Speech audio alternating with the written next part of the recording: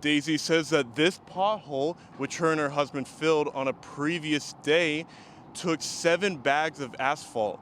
One bag of asphalt, she says, cost $20. Many wonder what will be done if pro-Palestinian demonstrators regroup on campus.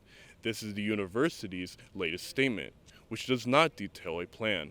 I've also returned to North Largo Avenue, where, as you can see, part of the big pothole has been filled, which Daisy says was done by the city. However, there are still pieces of broken road that act as hazards for drivers. The Students for Justice in Palestine are calling on CSUN to cease funding to companies like Lockheed Martin and to redirect them to faculty and staff. Anyone is welcome to the archives to research the history of Skid Row with the materials such as this. The museum also hosts movie nights, coffee breakfasts, and acting workshops. Vitalant hosts 1 to 3 blood drives every day in bloodmobiles like the one you see behind me in multiple locations in Ventura County and Santa Barbara County.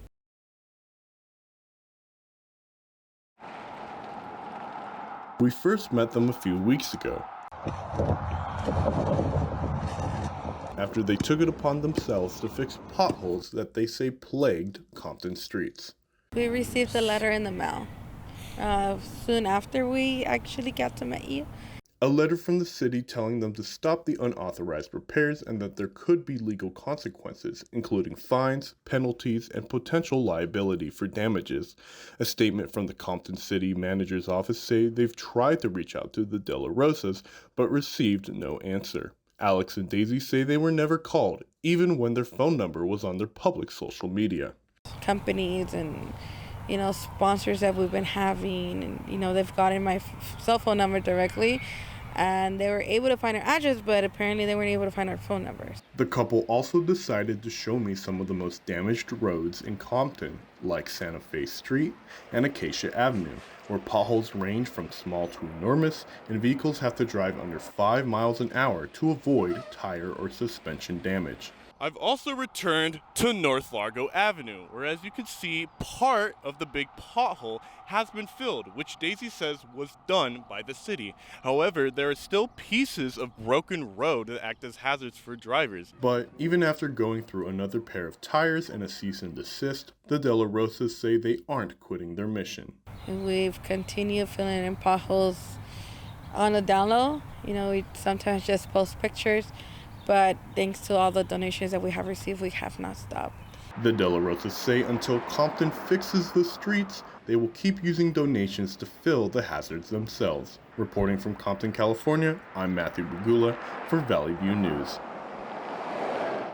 Crews spent several hours removing protesters' belongings and mounds of trash left behind from the pro-Palestinian encampment on Roy's Quad.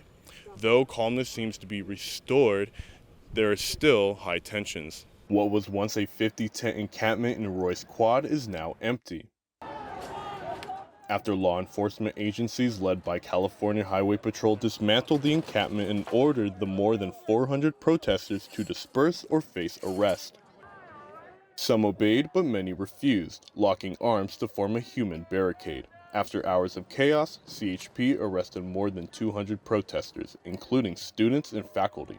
Officials say most of them will likely be charged with misdemeanors, and very, very few will meet the threshold for a felony prosecution.